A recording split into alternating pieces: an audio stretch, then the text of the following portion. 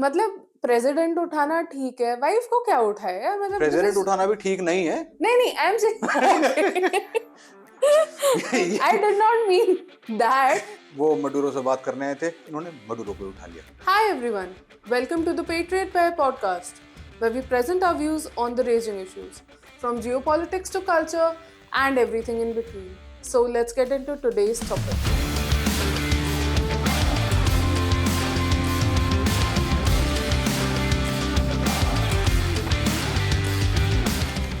ये 2026 का हमारा पहला एपिसोड है एंड वेरी गुड कि हमने लास्ट एपिसोड 2025 का जबरदस्ती एक कल्चर एपिसोड कर दिया, बिकॉज इस एक हफ्ते में जितनी जियोपॉलिटिकल चीजें हो गई हैं, हम चाह के भी इस वाले को कल्चर नहीं कर पाते। एंड मतलब करना तो हमें वो वाला भी नहीं था कल्चर में, वो पर हमारी इच्छा थी and everyone was like culture episode कहाँ है, and we somehow made it happen, and this is why we had to somehow make it happen. Culture कहाँ से घुसा है बीच में जब सारे टाइम जियोपॉलिटिक्स होता ही रहता है।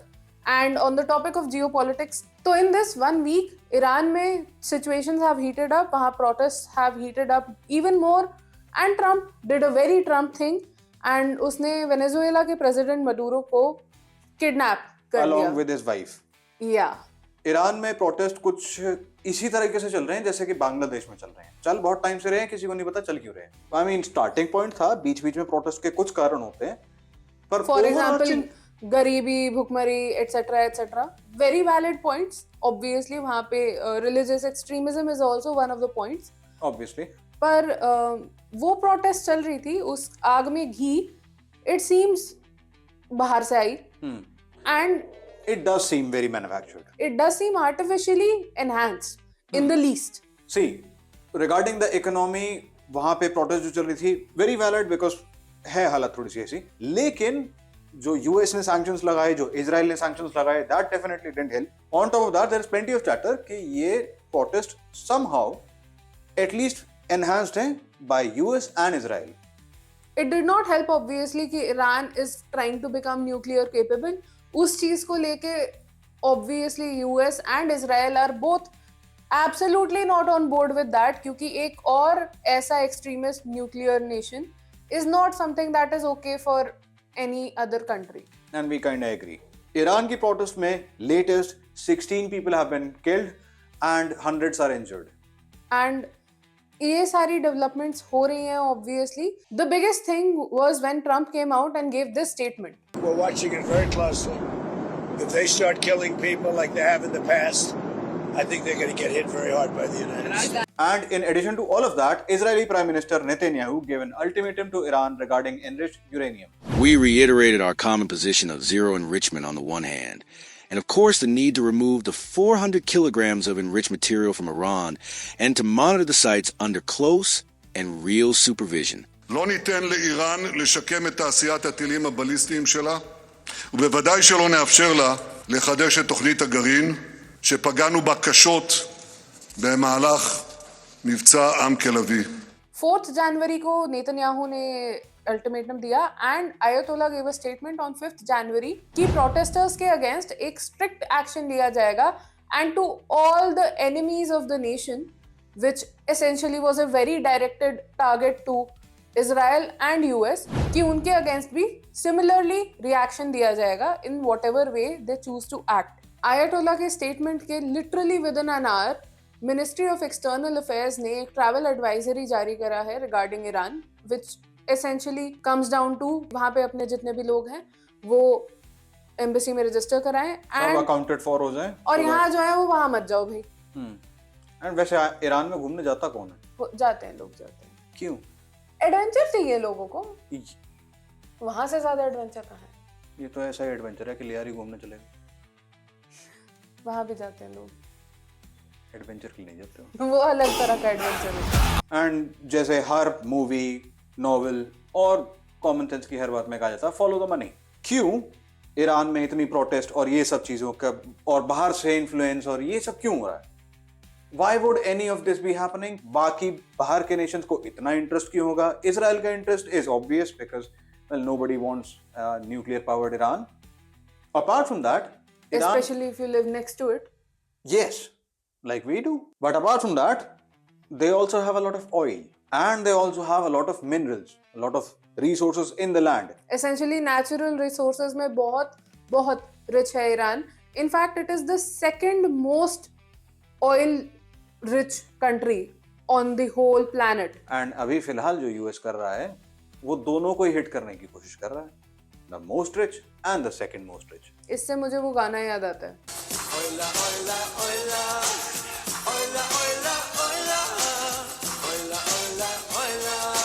अभी सारी दुनिया में ग्लोबल लड़ाइयां क्या चल रही हैं कि जमीन की resources and oil. And this ties us back into what Trump did in Venezuela. And why Venezuela? Venezuela से इतने टाइम से इनके ठीक रिलेशन चल रहे थे. आई मीन समवॉट ठीक ही चल रहे थे, एक्सेप्टेबल, मोर अप्रोचेबल चल रहे थे जब तक यूएस के कंट्रोल में था वेनेजुएला और उनकी चल रही थी वहां पे और उन्हें सस्ते में तेल बेच रहे थे. टिल इन 2010s जब मदुरो गॉट इलेक्टेड एंड तब से थोड़ा सा वेनेजुएला में भी रायता फैल गया और यूएस एंड वेनेजुएला के रिलेशंस भी थोड़े खट्टे हो गए. And Venezuela is the most rich in oil and has plenty of gold and land resources. And Essentially all the sort of resources you need for semiconductors and everything else वो भी वहाँ है, तेल भी वहाँ है. and तेल देखते ही तो Uncle Sam really starts looking like the monopoly man. Venezuela में for a very long time now situations have been very tense. वहाँ पे essentially rampant गरीबी है. More than 80% of the country is under poverty. And उस चीज की वजह से वहां पे हर कुछ टाइम में प्रोटेस्ट होती ही रहती हैं. And कुछ सालों तक Venezuela was the murder capital of the world. या तो ये वाली चीज थी तो वहां प्रोटेस्ट होती रहती है. लोग ऑब्वियसली नाखुश है. Maduro came in and he was seeming very dictatorial because he tried to throw elections, not get elections done and मतलब बहुत शेडी प्रैक्टिसेस चल रही थी for the past 10 to 12 years already. Venezuela कुछ सालों पहले तक since murder capital of the world भी था तो यू कैन अस्यूम वहां क्राइम बहुत ज्यादा है. एंड वहां पे similarly there's bunch of cartels just like in Mexico but worse. And they were doing a lot of peddling to US and उसकी वजह से for some time now US से वेनेजुएला के even actively situation relations बहुत खराब होते जा रहे थे. and US में अब ट्रम्प सिंस आ गया तो Trump did a very Trump thing. He was constantly being like you know sanctions लगा दिए एंड थ्रेट्स दे रहे थे कि ये कर देंगे वो कर देंगे. वो कर दूंगा. He said himself, You don't know that I'm going to even do it. You don't know. I may do it. I may not do it. I mean, nobody knows what I'm going to do. so essentially Venezuela is like Mexico but worse and not Mexico. In that drug peddling obviously China is also involved. China का हाथ specially all over the world इस line of work में बहुत ज़्यादा है. आप UK में देख लो अलेजेडली एंड कहीं भी और देख लो allegedly. That is what China has been doing for a very long time now. You must have heard the drug fentanyl. आजकल ये बहुत पॉपुलर है एंड बहुत सारे केसेस आ चुके हैं जिसमें फेंटेनल की वजह से कई ऐसे इंसिडेंट्स हो चुके हैं जहाँ पे फेंटेनल ओवरडोज या फेंटेनल लेस्ड ड्रग होने की वजह से कई डेथ्स हो चुकी हैं. Well, guess where fentanyl generally comes from? Let's say China. China. China. China. China. China. China. China. China. China.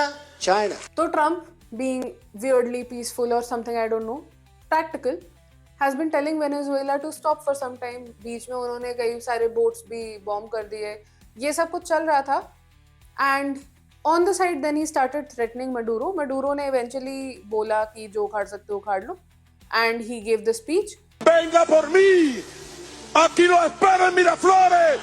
No se tarde en llegar, cobarde. Well, इसके बाद में first Trump stole one of the I'm saying as if Trump went there and stole it, but US stole one of Venezuela's oil tankers. ये कुछ ऐसा हो गया जैसे Britishers के टाइम पे हमारे यहाँ होता था ना कि ट्रेन लूट ली एटसेट्रा. सेम वाइब देते हुए यूएस ने, ट्रम्प ने वेनेजुएला का ये ऑयल टैंकर उठाया which essentially was their version of trying to egg Venezuela on.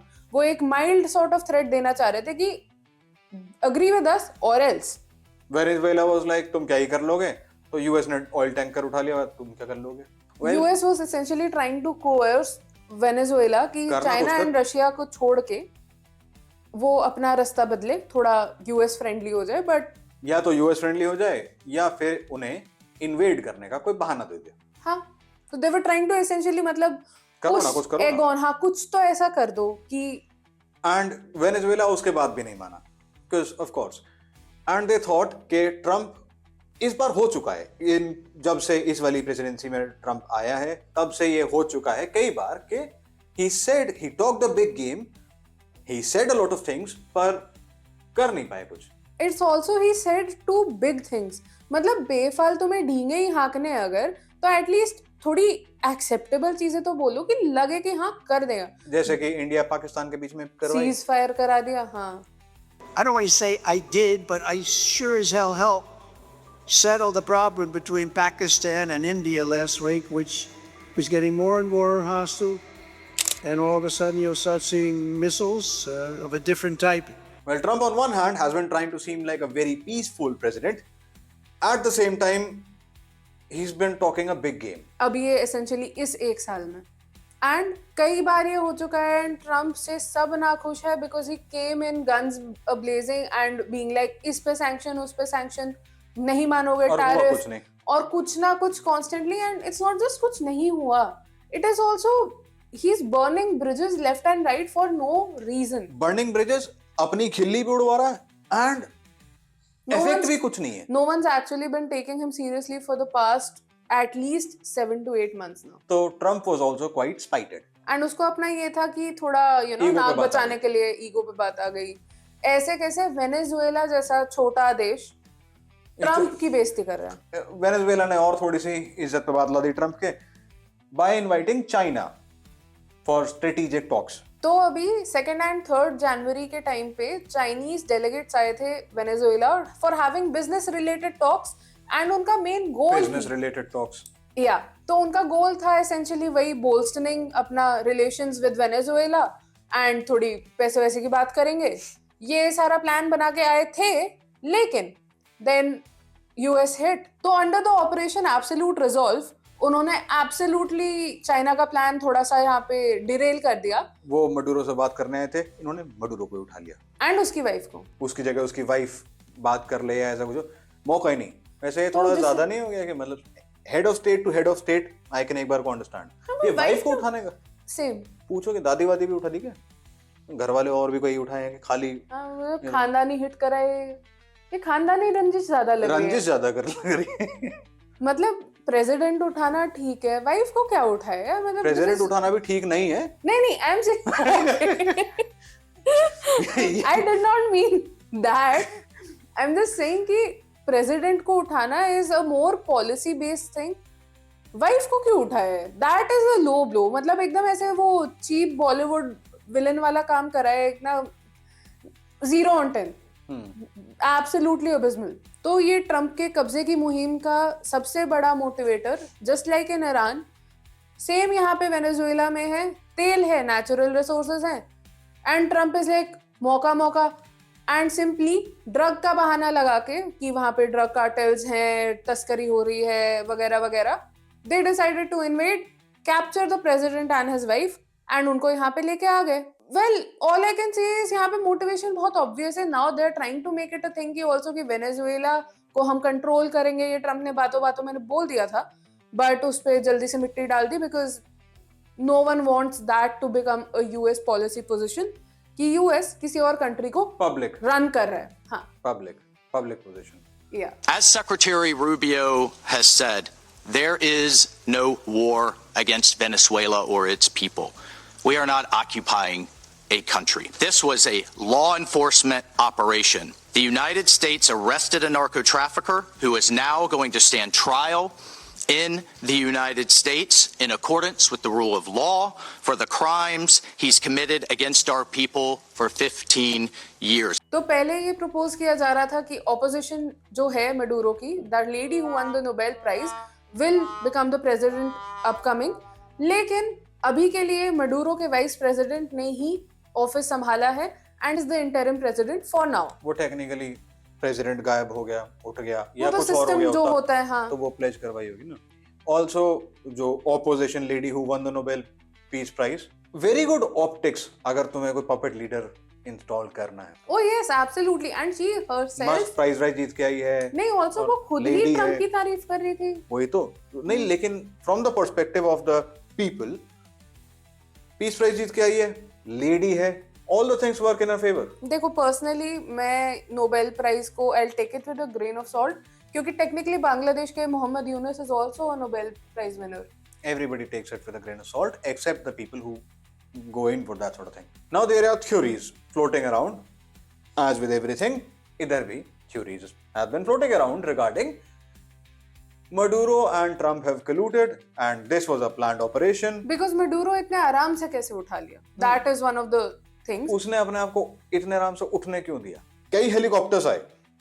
One of the questions that I've been asked personally was, helicopter की तो बहुत जोर से आवाज होती है, उसे पता नहीं चला? भाग जाता। I guess he was also very confident in his abilities of his Chinese radars and whatnot, पर air defence I don't think Venezuela के पास में कुछ खास है।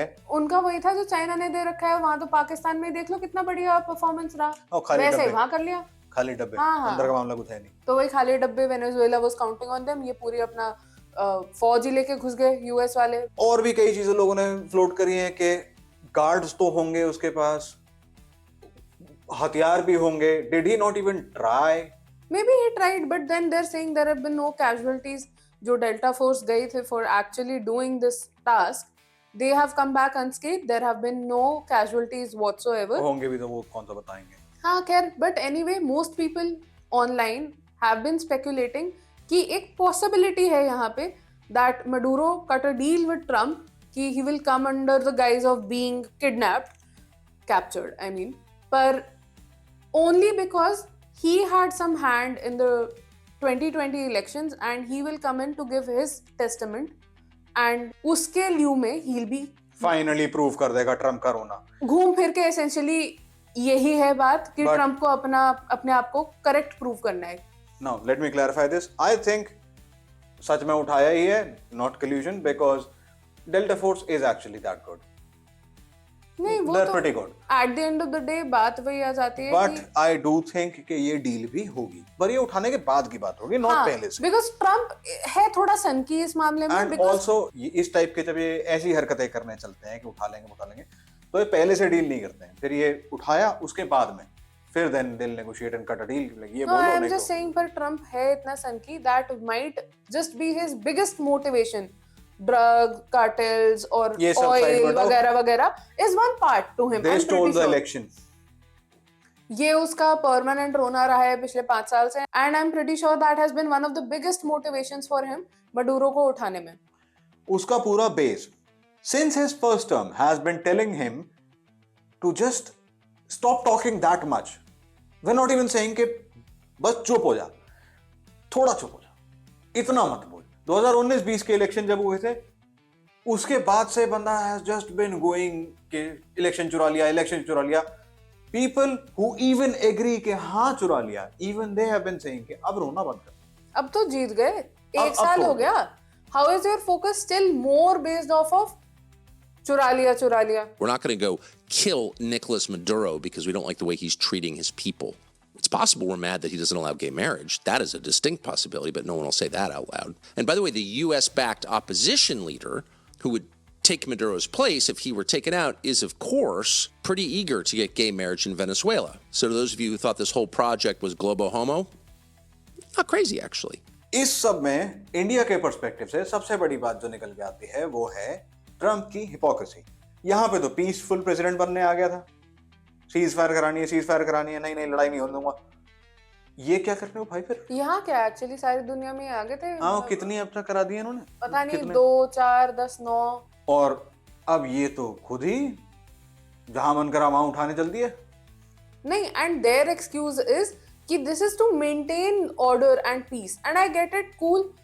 अ dictatorial regime in collusion with a country like China is problematic for everyone, लेकिन फिर at least किसी और को मत बोलो। You don't have that moral high ground कि आप किसी और को कॉल आउट करो या किसी और के हाथ रोकने की कोशिश करो। जब एक कंट्री अपने आप को डिफेंड करने के लिए किसी और कंट्री को अटैक कर रही है, then especially US should not be the moral police, should not be the world police. At least जहां इनका लेना एक ना देने दो, वहां पे बीच में इनके आने का कोई मतलब नहीं। हाँ ठीक है, तुम्हारे पाकिस्तान से बहुत बढ़िया रिलेशन है, बना लो, ऐसे ऐसे ही दोस्त है तुम्हारे, और ऐसे ही दोस्त बनाओ तुम। तुम्हारे तो जापान से भी है, तुम्हारे तो ताइवान से भी है। अगर चाइना कुछ करे तो ताइवान पे भी तुम्हें जाना चाहिए। कई सारे इनके ऐसे स्टेटमेंट आ गए जहां पे इनके अच्छे रिलेशन हैं, but they have said this. I will say one thing, kudos to Delta Force जो अपना एक भी कोई मेंबर गवाए बिना and unnecessary bloodshed के बिना and without actually a full through and through war, president को mainly उठा लाए, which was the crux of the mission, and they did it very well. Which I mean, I don't know who's gonna have a bigger thing now, the ones who killed Osama or the ones who captured a sitting president Alive. And his wife. and his wife. I mean, ये president है कि डकैत? This is actually good news for us because now US के कहने का या किसी भी और कंट्री का कहने का कोई मतलब ही नहीं बचता। अब तो इन्होंने प्रेसिडेंट बना दिया, जिसकी लाठी उसकी भैंस। तो since US can do this in their backyard, we can definitely do this in our backyard if we so choose to. Some people have also been questioning कि अब US ने since ये वेनेजुएला के साथ में इतना घातक एकदम इन्वेजिव मूव करा है, तो China is also open to do anything of this sort with Taiwan, जो वो इतने टाइम से सोच रहा है। My only thought to that is कि चाइना तो वैसे भी अगर कर सकता तो कर ही लेता। China, Russia, these countries are not the sort जो मोरालिटी या हॉ के बेसिस पे रुक जाएंगे। They are not gonna stop because some countries being like अरे ये ऐसे कर रहे हैं, कितनी गलत बात हो गई। Because China for example is doing a lot of stuff with their own citizenry, the Uyghur Muslims for one, and वो कर रहे हैं, तो ताइवान के साथ भी अगर कर सकते तो कर ही लेते। चाइना जहां पे any tactical or technical advantage China can exploit, they do exploit. अगर And they're not doing what they want to do with Taiwan, not just because US आ जाएगा या US की 7th fleet वहां पे है. It's also because Taiwan will fight back. it just does not make logistical sense for them, and the moment it does, I'm not saying China बहुत भला है, the moment they are actually capable of doing it, they will do it. उसमें वो US पहले करेगा, इस चीज का वेट वैसे भी नहीं करने वाले थे। या यूएस रिटेलिएट करेगा, उस पे भी वेट नहीं करने वाले, ना अभी कर रहे हैं उसकी वजह से, ना बाद में करेंगे। If they can actually get away with it and any point of time in the whole time frame, The whole perspective of China and almost any such country is कि US के आने से पहले कर दें बस। Logistical sense of the operation must be so कि वो जाएं, काम करें और वापस आ जाएं, इससे पहले US can intervene. That's the only thing. because the only thing becomes then कि US invade तो करेगा नहीं, Intervene करने जरूर आएगा। हाँ, एंड इससे पहले यूएस इंटरवीन करे, अगर चाइना कर पाता, अगर चाइना के पास ये कैपेबिलिटी होती कि यूएस इंटरवेंशन से पहले वो ताइवान का काम खत्म कर दिया, तो वो कर ही आता। वो अब से पहले भी कर लेते और अब भी कर लेंगे अगर उनके पास ये कैपेबिलिटी होगी तो। फर्स्ट वर्ल्ड वॉर को अब अबाउट 100 साल हो चुके हैं। This was essentially, I don't know, some people saw it coming. पिछले कुछ 10 साल से approximately all across the world things have been going amiss, and specially पिछले 3-4 साल में सिंस कोविड बहुत सारी ऐसी सिचुएशंस क्रिएट हो चुकी है ऑल अक्रॉस द वर्ल्ड। अब सिंपली बात यहाँ आ जाती है कि any country has essentially now become free, कि जो बस में है वो अगर if they are able to, Old conventions don't really hold true anymore. That's the chatter online. That's what a lot of people have been saying. Essentially वही again, जिसकी लाठी उसकी भैंस, जो कर पाएगा वो करके निकल जाएगा। जस्ट लाइक यूएस ने अभी करा। फॉर एग्जाम्पल कई सारे अब कह रहे हैं कि मडूरो ने गलत करा, बात वही आ जाती है, यूएस का यही स्टैंड है, भैया तुम्हारे बस में है तो हमारे यहाँ से ले जाओ, जैसे हम घुस के ले गए थे। And बहुत सारे लोग ये भी कह रहे हैं that the world is overdue for a world war. But then those people have been saying a lot of things for a lot of years. We'll see what happens, but be prepared. India के perspective से all of this is kind of good news. Be it about Iran और about Venezuela, हमारे लिए दोनों ही situations में एक similarity of element है essentially, because दोनों ही सिचुएशंस में it is an open ground now. Iran में there has been chatter that the deep states of certain countries want to install the Shah of Iran back into power. The guy that was essentially the regime that was before Ayatollah. And it would be better for India. It would open us to more trade routes. It would open more of Russia, more of the West towards India. And also from the perspective of US. Also Because cheaper oil. वो तो है ही. But US का सबसे बड़ा perspective इसमें ये रहेगा कि रशिया का backyard would be open to them. All that remains to be seen is in this new world order जहाँ पे जिसके बस में जो है वो कर ले देश, and also changing regimes at least as it seems to be going in that direction. We just need to wait and watch, and India needs to specifically focus on अभी के लिए chill out करना and strengthening our military capabilities. And our economy, our civil defense, our civilian population, all of that. Indian Arms Act also went under the radar. उसके अंदर जो amendment आया. Yeah, stop that kind of stuff, please. सारी दुनिया में हर country has been trying to empower their citizenry. Indian governments अब तो क्या ही बोले, empower your citizenry and be more self-reliant. Indigenous production of everything that might be necessary, make in India is a very good thing. Also make sure that your citizenry has all the skills and resources to succeed in this new world order, and it's looking good for India. As much as conflict anywhere comes with its own tensions, here we are just saying let's focus on ourselves again and Try to make the best of it. Yeah. If you like the video, or if you dislike the video, or if you just want to say hi, do make sure to make use of the comment section. Do like, share and subscribe. And we'll see you next time.